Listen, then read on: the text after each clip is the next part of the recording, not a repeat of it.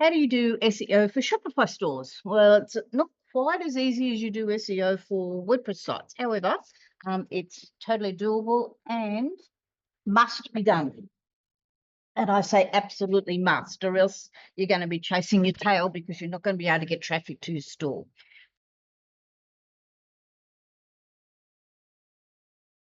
Or whichever of your AI generators is your one of choice. I'm currently using ChatGPT. This is a free ChatGPT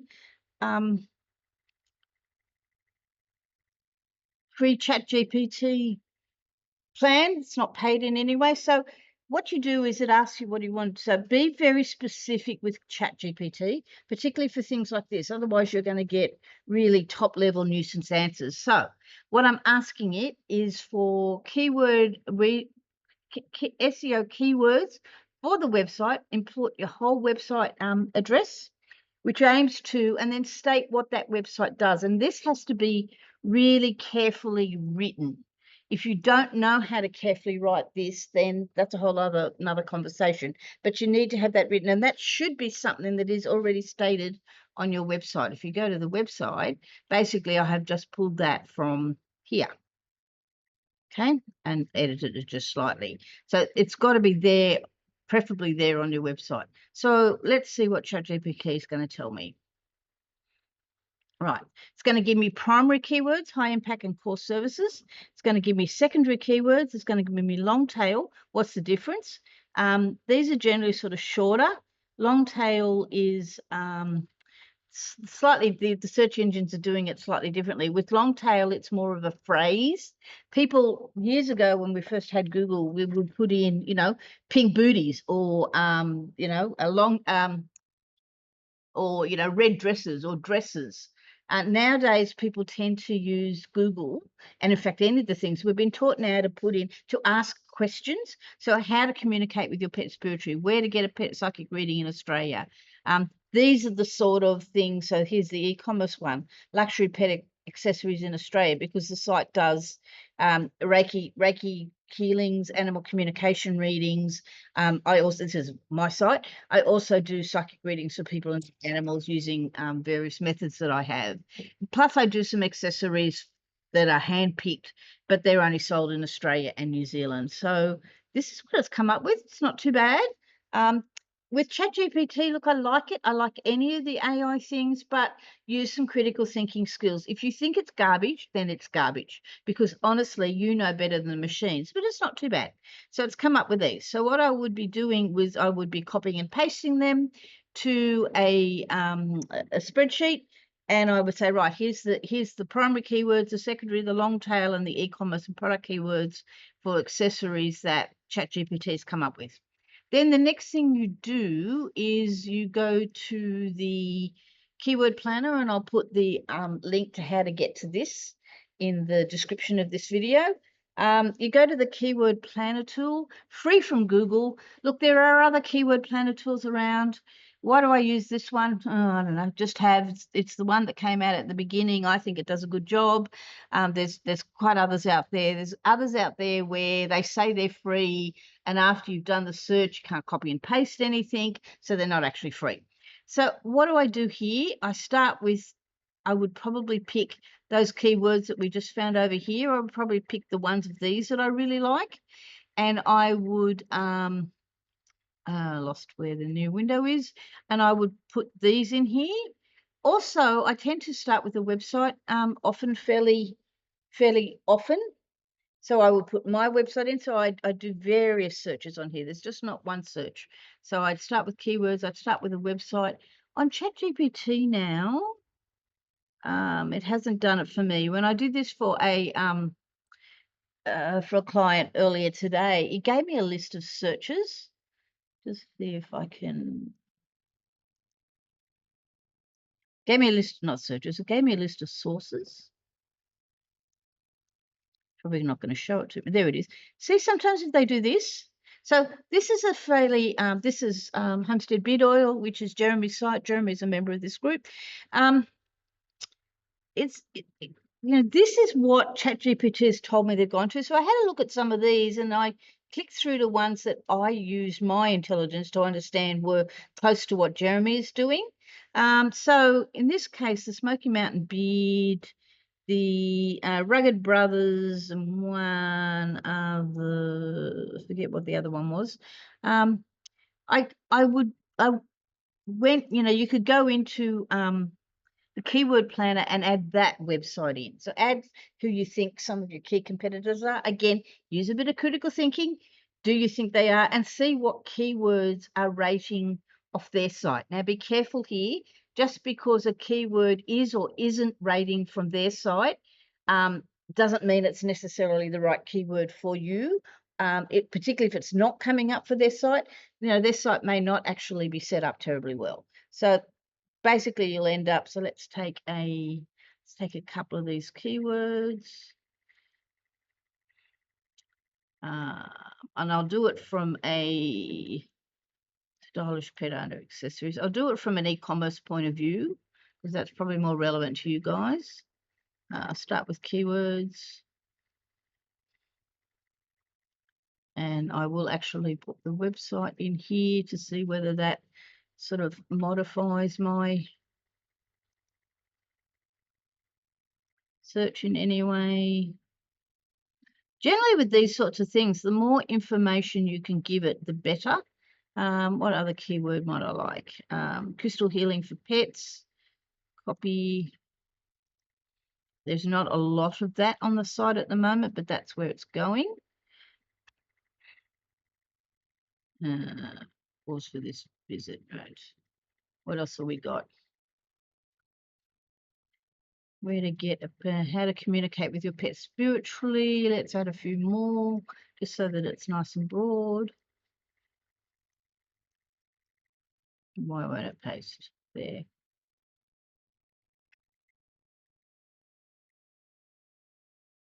Holistic pet healing.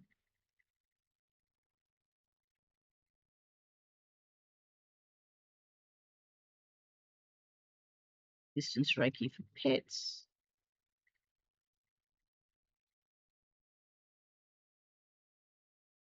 That's what I like to put over there. Luxury unique gifts. I think I did that one, didn't I? No, I didn't. I did stylish. Unique gifts for pet lovers.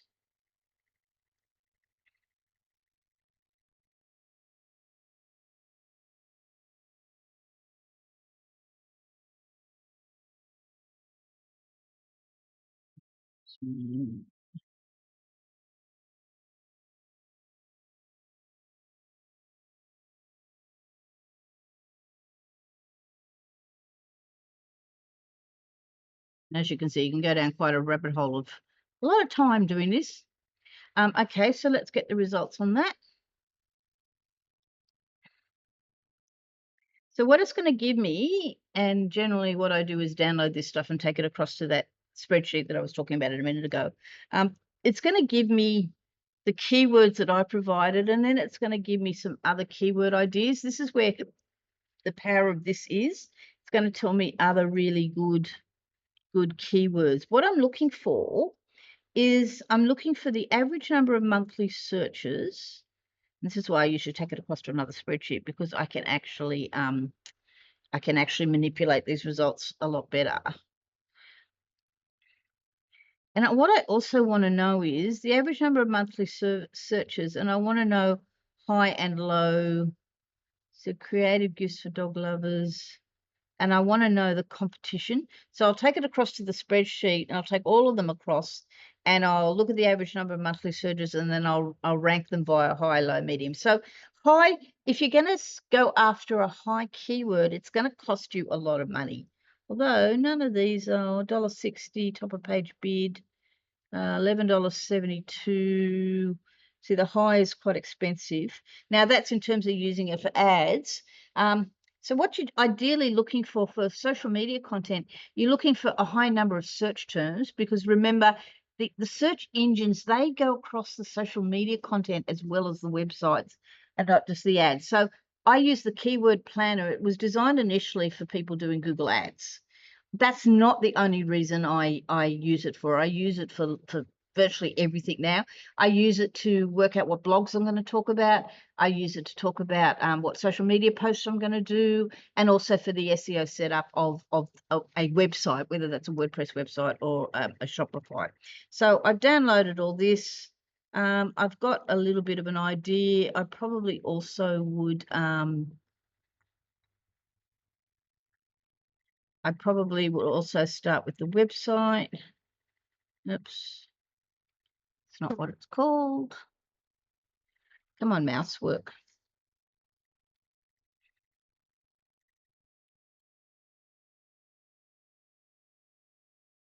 Way also to find out what keywords are being listed off your website.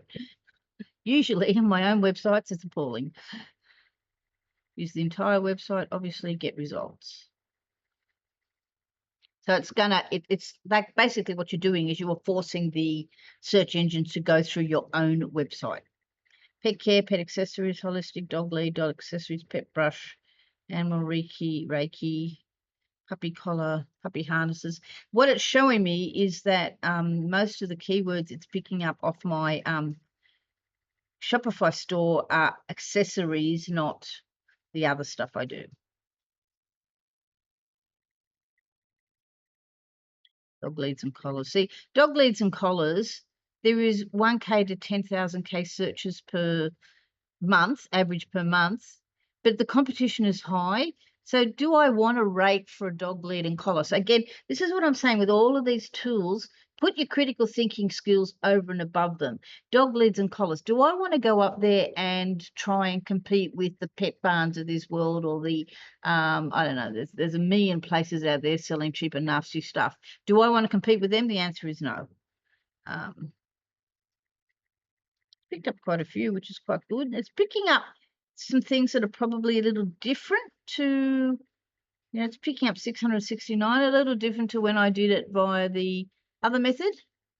So it's worth doing both. And then put all of that out on this spreadsheet and then start massaging that information and get yourself a list of the top, say, 100 really good SEO keywords.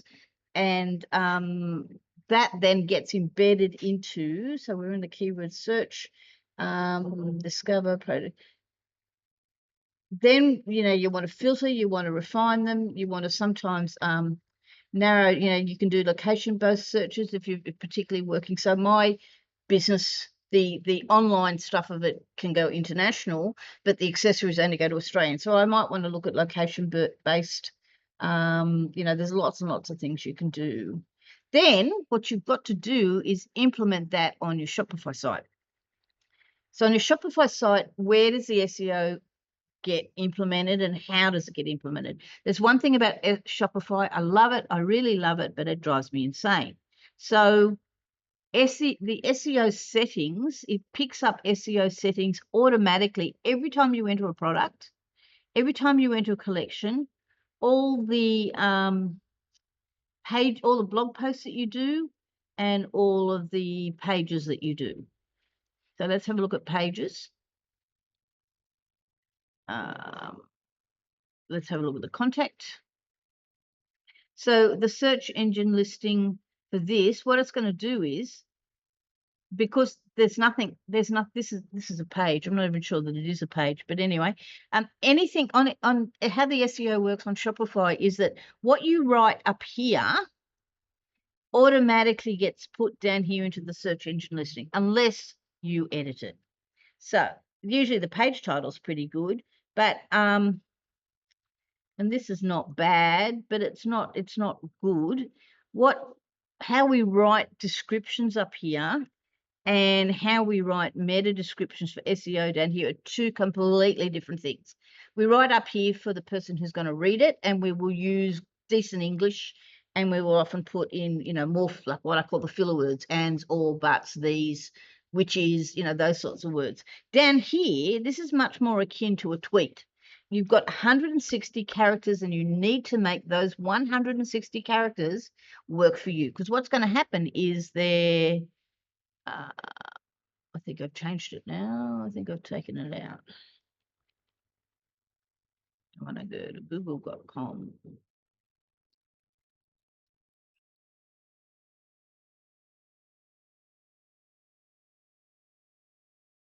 I don't want to be in Google Calendar. I want to be in google.com. Not the calendar, you idiots.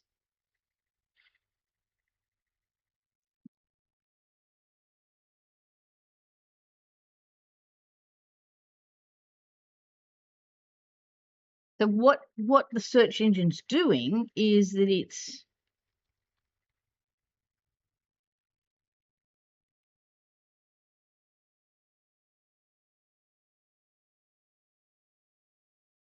yeah, I know, I spelled it wrong.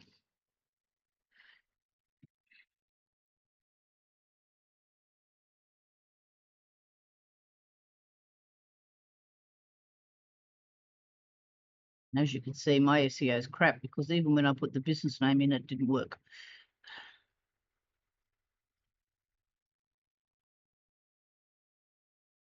Let's put the URL. So this is the result of those spots that you're sitting in Shopify.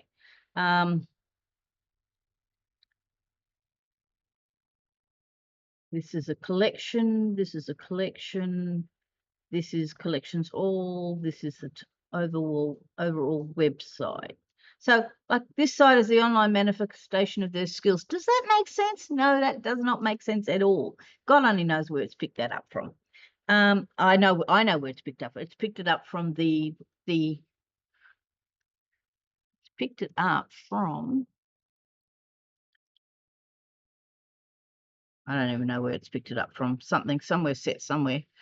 But that's wrong. So that section, this section on Shopify here, whenever they're looking at the Contact Us page, let's see if I can find the Contact Us page.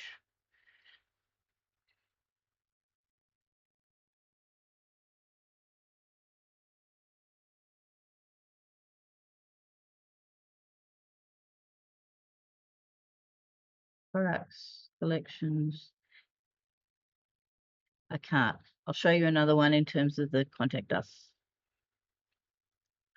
So always make this, whatever you write there, that's what's going to be reflected here. Not immediately, unfortunately, but as the search engines go through it. So if you go to the collections, which collection is it showing over here?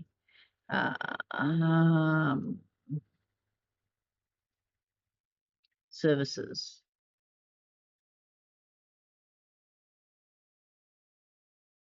No, I want collections, services.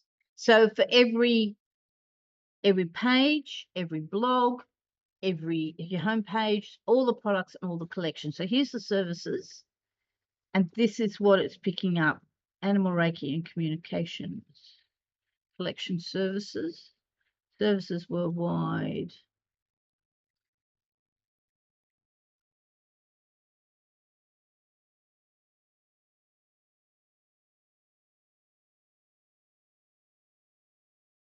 I don't know what it's picking up. It's not picking up what it's meant to pick up.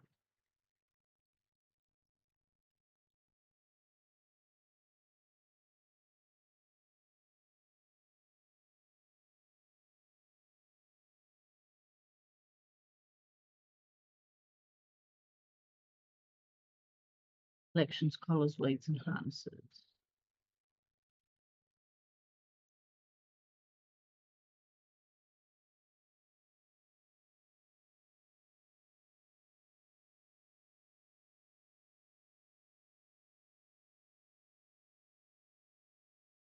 Those collars and right. So see how that's now bright, colourful.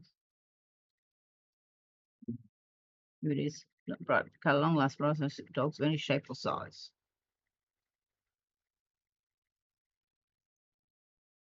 Right, so that's correct. So you've got to go in and edit for every collection. You need to edit down here. For every product, you need to do the same thing. You need to edit down here. So again, that's not right. The other thing that you've got to think about with SEO for Shopify stores is we have a tendency to call our products via the a description of the product, not the product category. So this is a classic, and particularly if you're doing a lot of drop shipping work, you'll find the drop shipping sites, like, they're dreadful in terms of the names of products. So if you just accept it by default and import it in, you're going to have a mess. So this is a stainless steel white melanite bowl. Now that's what it makes sense. When I first put this in here, I put stainless steel white melanite bowl. But think about, from a search engine point of view, the search engine's going to want to categorize this, and it's going to want to put it into a type of product. And the type of product is a bowl. And when we're searching, you got to think about when a human being is actually searching. Are they searching for a stainless steel white melanite, or are they searching for a bowl? So they're going to search for bowl. They might put it is getting better now that we can put more, more descriptions into our searches, but it's still the case that SEO works more from beginning to end. So this is, according to SEO, Google search engine, this is the important word, then this is secondary importance, then this is third importance. So if you put in white melanite as a search term on Google, I guarantee it'll bring up all sorts of white melanite cupboards and backsplashes and bench tops and all sorts of things. So always I say to everybody, excuse me, I had to sneeze. I say to everybody, brush pinsop, brush combo large, Buster Food Cube. That I kept that one without putting Food Cube, because Buster Food Cube is a very well-known brand name, and I want to come up against anybody searching. If people are searching for a Buster Food Cube, they're going to search Buster Food Cube because it is an extremely well-known name. Cat tunnel, cat attraction bouncing, make cavoodle, make the collar and harness, puppy or cat, collar training. So people are going to search for, dog collars or cat collars or training collars. They're not going to search for the name. So have a little think about how you've named your products, and the same with collections. How have you named your collections? SEO, what else do I want to tell you? That's probably about it. So you'll go in and you'll make all those changes. You've got the SEO that you can use to create blog content with. You can go back into ChatGPT and say, so if I use a tail word, a long tail keyword of blah, blah, blah, blah, blah, give me some blog suggestions for it. We might do that.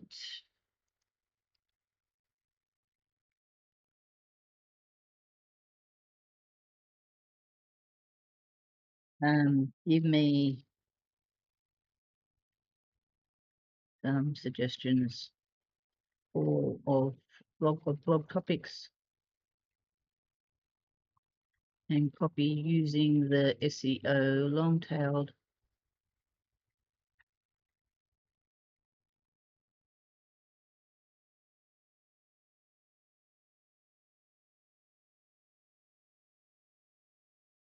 All right, let's see what it comes up with. Comes up with a lot, so quite a lot.